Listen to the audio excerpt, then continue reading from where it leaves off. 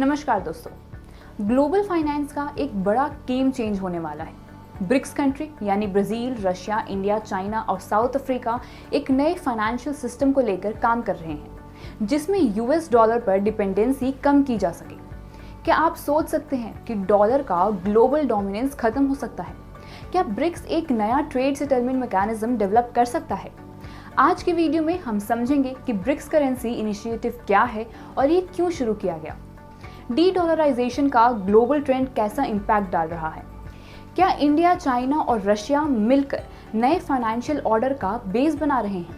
क्या ब्रिक्स की currency America के फाइनेंशियल डोमिनेंस को खत्म कर सकती है? और सबसे इम्पोर्टेंट, इस नए इनिशिएटिव का आपके इन्वेस्टमेंट्स और इकोनॉमी पर क्या इम्पैक्ट होगा? दोस्तों, अगर आपको लगता है कि ये टॉपिक सिर्फ इकोनॉमिस्ट के लिए है तो आप गलत सोच रहे हैं।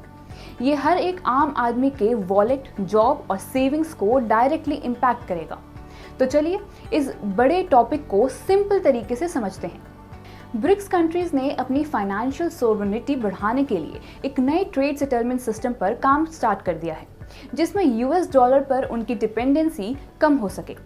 ये एक इकोनॉमिक और जियोपॉलिटिकल मास्टर स्ट्रोक है जो दुनिया के फाइनेंशियल डायनामिक्स को शिफ्ट कर सकता है। ब्रिक्स का प्राइमरी ऑब्जेक्टिव है कि मेंबर कंट्रीज आपस में बिना डॉलर के ट्रेड करें, जिससे कि उनकी इकोनॉमीज डॉलर वोलेटिलिटी और यूएस सैंक्शंस के इम्पैक्ट से बची रहें। चाइना एक्टिवली युआन को ग्लोबल रिजर्व करेंसी बनाने की कोशिश कर रहा है और रशिया और इंडिया जैसे कंट्रीज ऑलरेडी अपनी लोकल करेंसीज में ट्रेड करना शुरू कर चुके हैं। ब्रिक्स समिट 2023 में BRICS trade settlement mechanism discuss किया गया, जिसमें कॉमन ब्रिक्स करेंसी का आइडिया भी एक्सप्लोर हुआ। रशिया ने स्विफ्ट का ऑल्टरनेटिव एसपीएफएस पेमेंट सिस्टम पर काम शुरू किया था, जिससे यूएस फाइनेंशियल सैंक्शंस का इफेक्ट कम हो सके।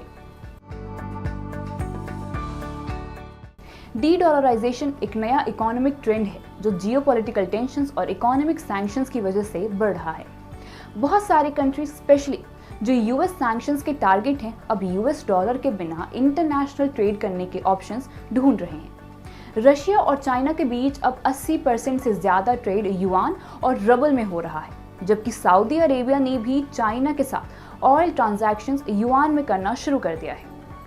साउथ ईस्ट एशियन नेशंस भी रीजनल ट्रेड के लिए डॉलर फ्री मैकेनिज्म्स एक्सप्लोर कर रहे हैं ताकि उनका ट्रेड यूएस फाइनेंशियल कंट्रोल से इंडिपेंडेंट हो सके।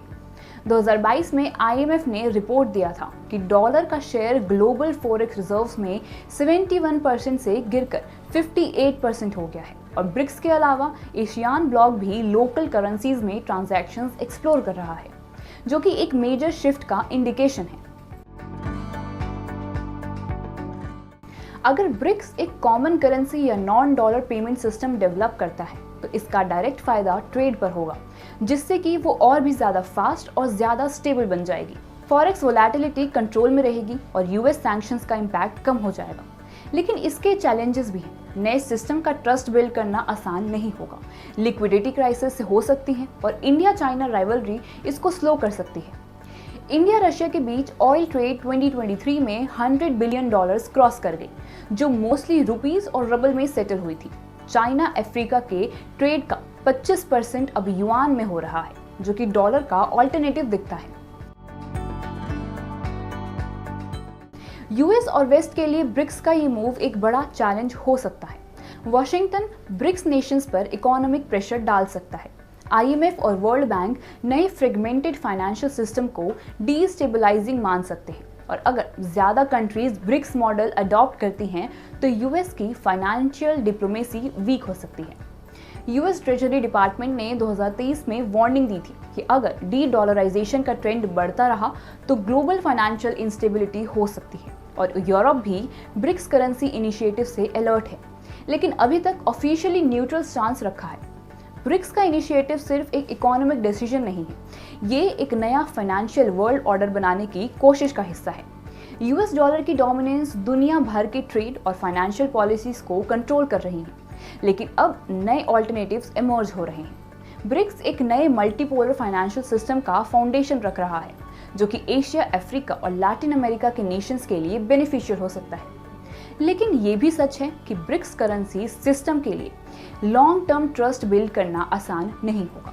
अगर नए फाइनेंशियल सिस्टम्स प्रॉपर रेगुलेशंस और लिक्विडिटी मैकेनिज्म्स के बिना डेवलप होते हैं तो इंटरनेशनल मार्केट्स में कंफ्यूजन और इंस्टेबिलिटी हो सकती है।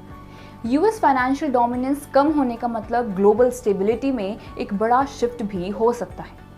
क्या नए economic alliances US led global financial order को डिसरप्ट कर पाएंगे? ये वक्त ही बताएगा, लेकिन एक बात तो तय है, दुनिया की इकोनॉमिक डायनामिक्स रैपिडली बदल रही है। आपका इस मुद्दे पर क्या राय है, हमें कमेंट सेक्शन में ज़रूर बताएं।